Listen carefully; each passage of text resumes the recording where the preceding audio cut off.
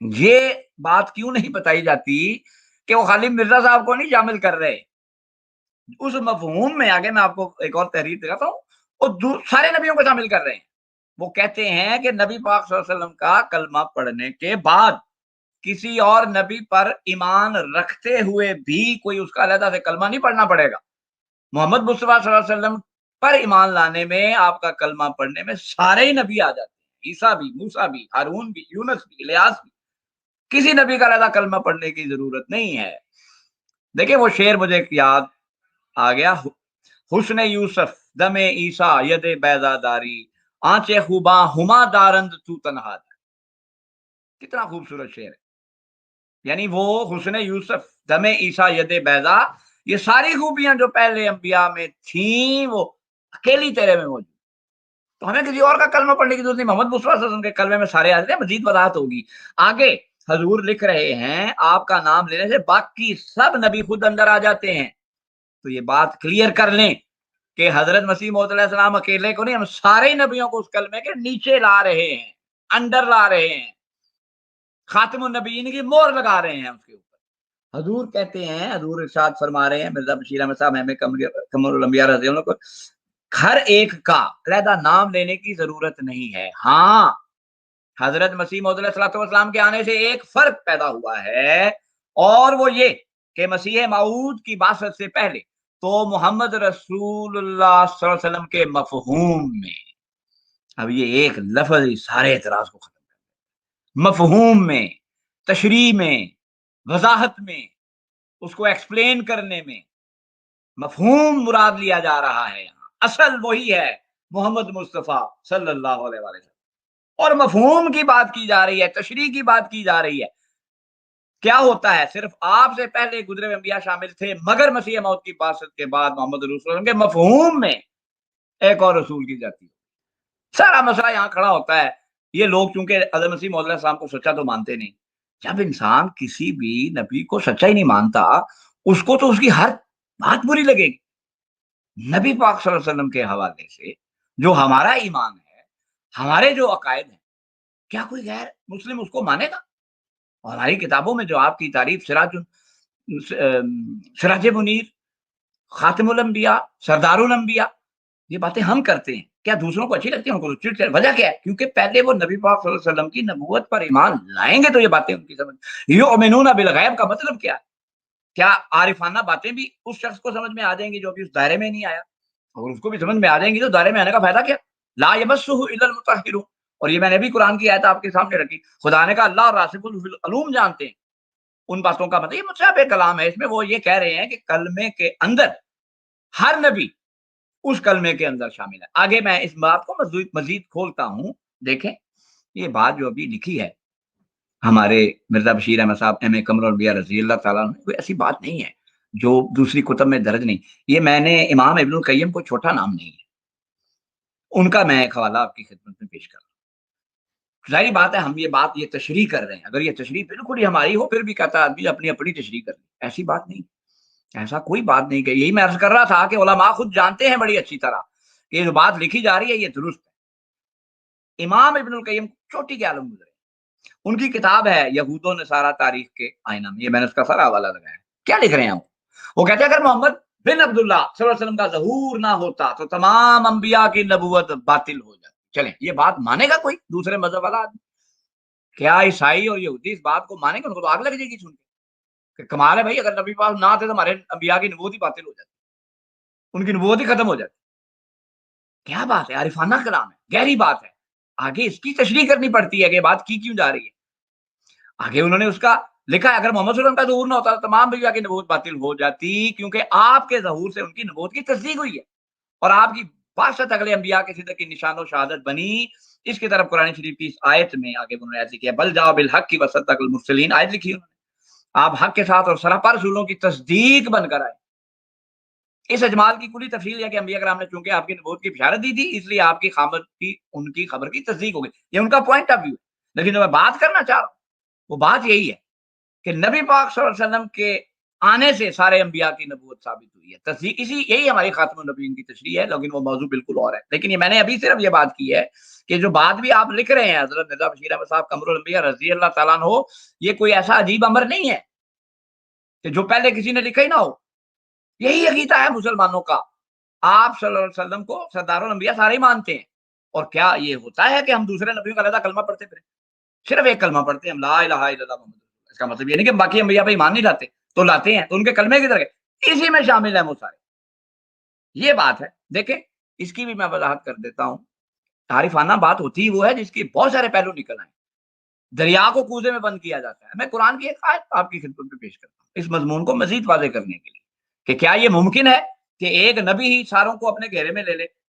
قرآن میں نے جیسا کہ پہلے بھی عرض کیا تھا، قرآن کی اپنی آیت ہے، ہم نے اس میں ہر بات کو بیان کیا ہے. وَنَزَّلْنَا عَلَيْكَ الْكِتَابَ تَبَيِّنًا لِكُلِّ شَيْءٍ.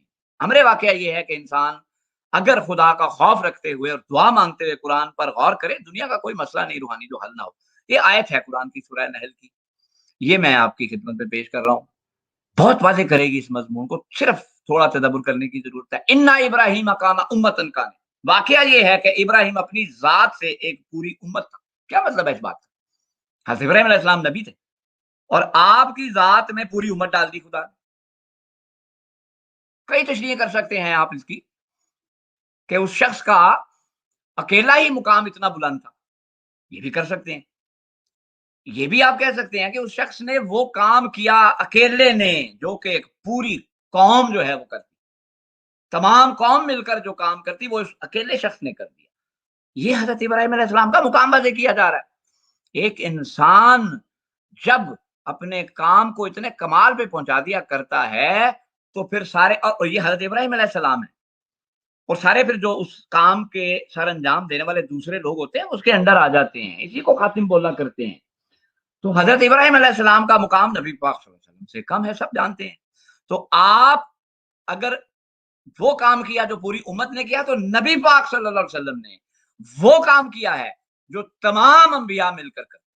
ایک پلڑے میں آپ ہیں اور ایک پلڑے میں تمام انبیاء کا کام ہے. فرضی بات نہیں ہے، یہ ہوا ہے، واقعہ ہوا ہے. اس مضمون کی تفصیل میں جانے کا موقع نہیں، لیکن دیکھیں حضرت مسیح موعود علیہ الصلوۃ والسلام نے بین یہی بات لکھی ہے اور یہی بات ہم وہاں کر رہے ہیں کہ کوئی نبی آ جائے، کوئی شخص آ جائے، وہ خدا کی وحدانیت کو دنیا میں اس طرح قائم نہیں کر سکتا جس طرح محمد مصطفیٰ صلی اللہ علیہ وسلم کر گیا ہے. اسی لیے لا الہ الا اللہ محمد رسول.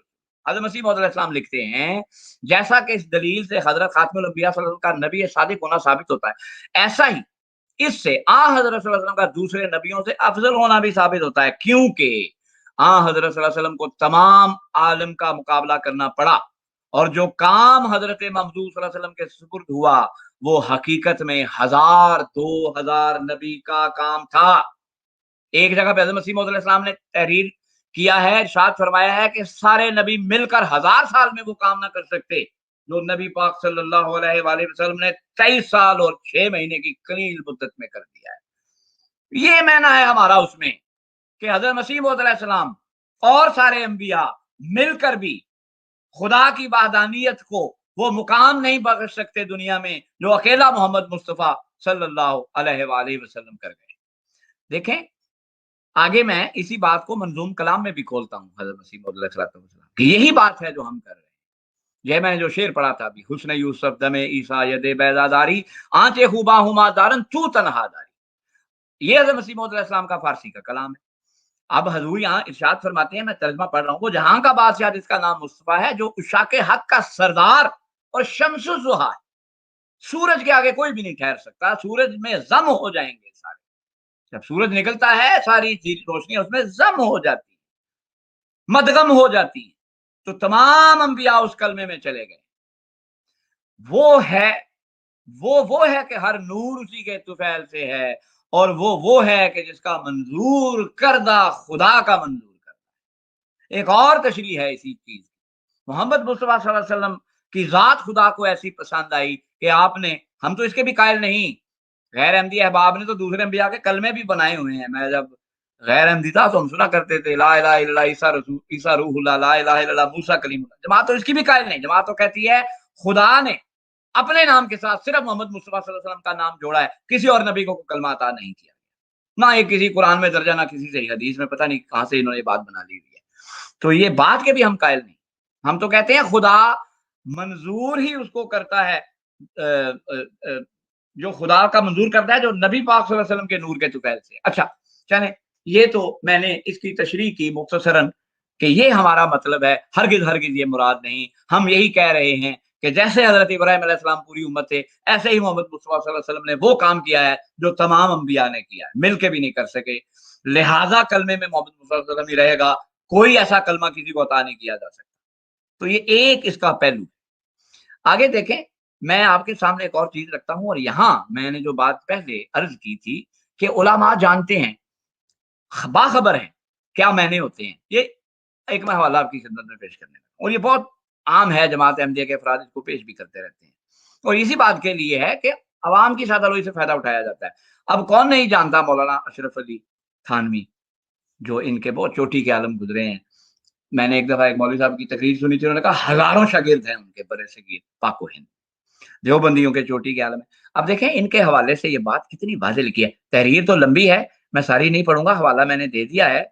इसमें होता यह है कि एक उनके मुरीद हैं, उनको ख्वाब आई है, उस ख्वाब में उन्होंने क्या कहा, उन्होंने कलमा पढ़ा है, और वो कलमा क्या पढ़ जाते हैं, ये आपके सामने सारा वाक़या लिखा हुआ है।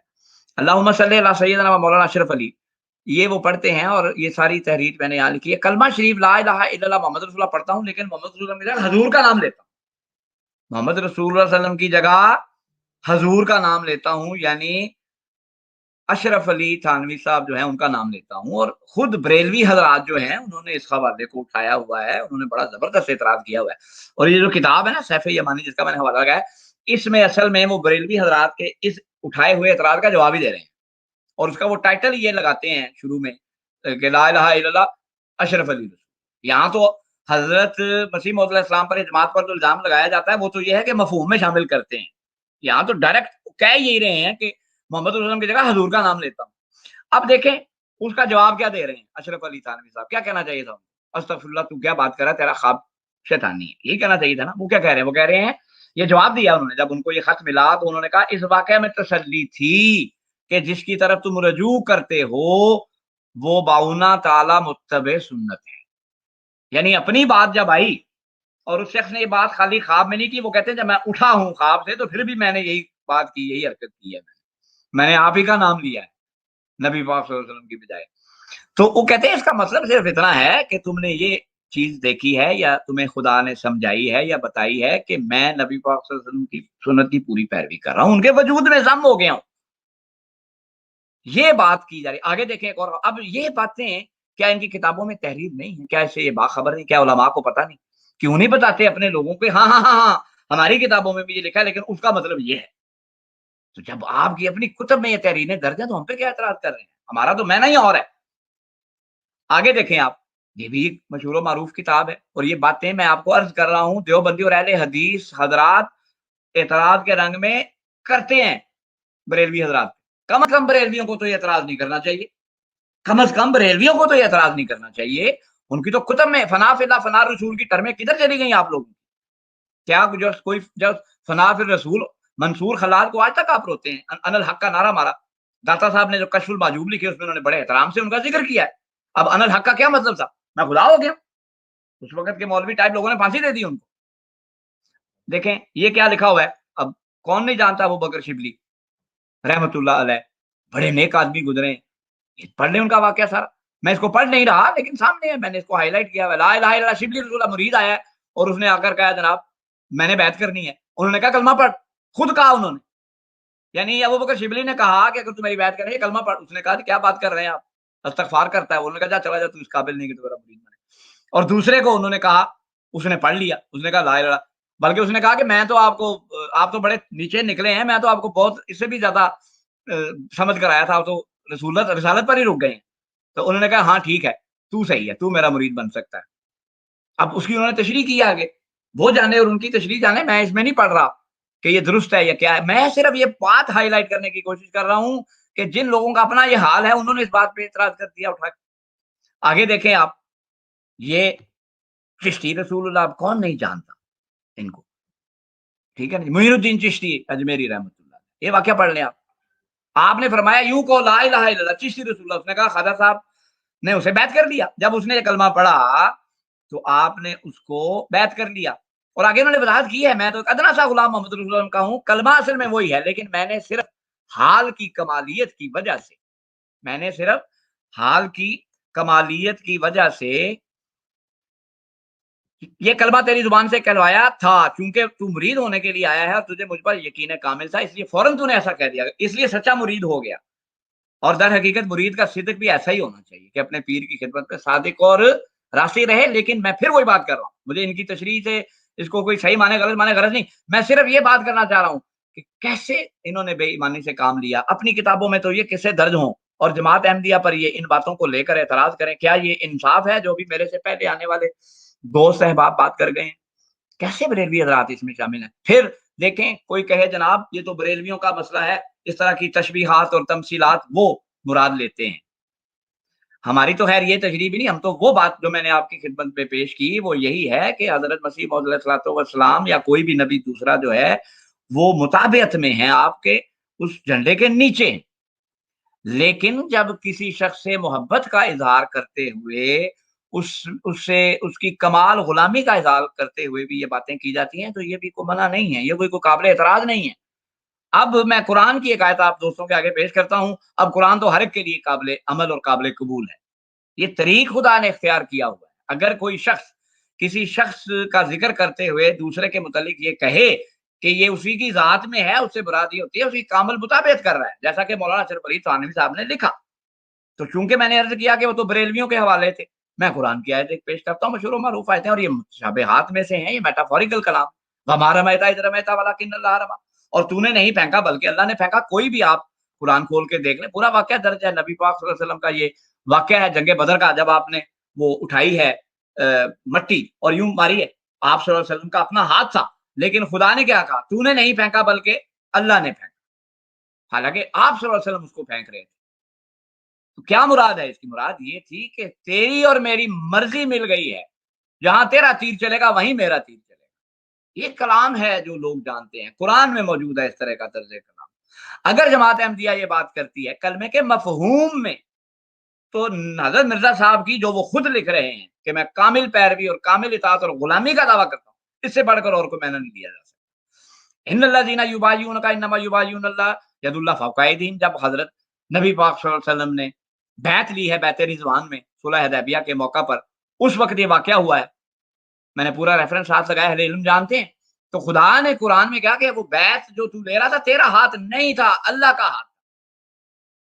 क्या मुराद थी उससे? नऊज़ुबिल्लाह मिन ज़ालिक, ये मुराद है कि खुदाई का दावा कर दिया है वहां पे। और मैंने देखा है बाज कुतब में जो गैर मुस्लिम हजरात हैं, उन्होंने इस आयत को लेकर इतराज भी किया हुआ है कि यहाँ पे मोहम्मद सल्लल्लाहु अलैहि वसल्लम ने नऊज़ुबिल्लाह मिन ज़ालिक खुदाई का दावा कर दिया। वही बात जो इन्होंने हमारे पे लगाई वो इन पे भी लगा रहे हैं लोग। वजह क्या है? वो भी इस कलाम को नहीं समझते, नबी पाक ईमान तो लेकर नहीं आते और इन बातों के पीछे पड़ जाते हैं।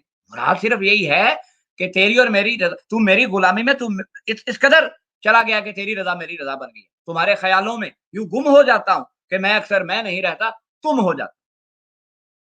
मन तू शुदी तू मन शुदी, क्या अमीर खुसरो का शेर भूल गया इन लोगों को? तो कौन है जो अब इन चीज़ों का इनकार कर सके? लिहाज़ा इस कलाम का हरगिज़ वो मतलब नहीं, हरगिज़ वो माना नहीं, किसी अहमदी के वहम व गुमान में भी ये बात नहीं होती। और आप अगर गैर अहमदियों का तर्ज गुफ्तगू भी देखें, वहीं आपको समझ में आ जाएगा। वो बात ही ये कर रहे होते हैं कि जी हमने मिर्ज़ा साहब की किताब पढ़ी, मिर्ज़ा बशीर अहमद साहब की कलमतुल फज़ल, तो फिर हमें पता चला कि कलमे में तो ये मुराद है। ये बात ही बता रही है, झूठ बोल रहे हैं, उससे मैंने कुछ और है। आखिर में मैं अपनी बात खत्म करूँगा, ये काम ऐसा नहीं है जो आज महज़ हमारे साथ किया जा रहा है। कुरान में आया था या हसरतन अलल इबाद मा याति मिन रसूलिन इल्ला कानू बियस्तहज़िऊन। ठट्ठा जब उड़ाना होता है तो ऐसी बातों का तो नहीं ना ठट्ठा उड़ाया जा सकता जो बड़ी बातें और समझ में आ रही हैं, वो तो अपना ठट्ठा उड़ाने वाली बात हो जाएगी। ठट्ठा उड़ाने के लिए ऐसा ही कलाम पकड़ा जाता है जिसको अवामुन नास नहीं समझते, और उसको अवामुन नास के आगे इस रंग में पेश करके अपने मैने पहनाकर फिर उन सादिकों पर और रास्तबाजों पर उँगलियाँ उठाई जाती हैं, तलवारें उठाई जाती हैं और उन पर ज़ुबानें तेज़ की जाती हैं। अभी मैं आखिरी हवाला एक हज़रत जुनैद बगदादी रहमतुल्लाह अलैह चोटी के वली गुज़रे हैं, उनका पेश करके अपनी गुफ्तगू को ख़त्म करूँगा। और मैं अपने सुनने वालों को बड़े अदब से ये दरख्वास्त करूँगा कि तहकीक करें, जमात की तहकीक करें, हज़रत मसीह मौऊद अलैहिस्सलातु वस्सलाम वही इमाम मेहदी हैं। वक़्त था वक़्त मसीहा, ना किसी और का वक़्त, मैं ना आता कोई और ही आया होता। अगर आप चले जाएँगे तो नुकसान हमारा ही है। वल्लज़ीना जाहदू फ़ीना वल्लज़ीना जाहदू फ़इन्नमा युजाहिदु लिनफ़्सिही, जो कोई नेकी करता है अपने नफ्स के लिए करता है। अगर मिर्ज़ा साहब सच्चे हुए, और मैं अगर का लफ़्ज़ इसलिए कह रहा हूँ कि आप लोग अभी उन पर यकीन नहीं रखते, तो यकीन करें बहुत बड़ा नुकसान हो जाएगा। खुदा का कुछ भी नहीं बिगड़ना। जो कोई नेकी करता है अपने लिए करता है। इन्नल्लाह लगनियुन अनिल आलमीन, मैं तो तमाम जानों से बेनियाज़ हूँ। हम बड़े प्यार से, बड़ी मोहब्बत से आपको ये अर्ज़ कर रहे हैं कि आएँ, गौर करें, तहम्मुल से आएँ, हमारी बात सुनें और असूली बातों पर बात करें। इन बातों पर ना जाएँ, ये मौलवियों के, उलमा के फंदे हैं, आज भी हैं और हर दौर में रहे हैं, हर दौर में रहे हैं। ना पड़े इन फंदों में। हज़रत मसीह मौऊद अलैहिस्सलाम ने 2 टोक लिखा, मेरे दावे की जड़ वफ़ात मसीह है, जिसकी खुदा हिफाज़त करता है और रसूल उसको पानी देता है। ये वाज़ेह अल्फ़ाज़ हैं हज़रत मसीह। आपने कुफर का फतवा ही उलमा ने, जो चोटी के उलमा थे, वफ़ात मसीह पे लगाया। इस पर बात करने को कोई तैयार नहीं होता, क्योंकि साबित हो जाता है बड़े आराम से कुरान से। हयात आप साबित नहीं कर सकते, वैसे ही वफ़ात साबित हो जाती है। बहरहाल वो एक मौज़ू और है, तो मैं ये हज़रत जुनैद बगदादी का के अल्फ़ाज़ पढ़ के अपनी गुफ्तगू को ख़त्म करूँगा। आपने अपनी किताब में लिखा है अल यवाक़ीत वल जवाहिर में, कोई मारिफ़त तामा को हासिल नहीं कर सकता जब तक सैकड़ों रास्तबाज़ बनने वाले और हज़ारों वारिस अंबिया कहलाने वाले ज़ाहिर परस्त उलमा उसे ज़ंदीक़ और बेदीन न करार दें, क्योंकि जब वो सूफ़ी अलूमुल इसरार बयान करेगा, तो वो लोग शरीयत के ज़ाहिर पर गैरत खा के उसके खिलाफ बुरा भला कहने लग पड़ेंगे। मैं अपनी गुफ्तगू को यहाँ ख़त्म करता हूँ। अस्सलामु अलैकुम व रहमतुल्लाहि व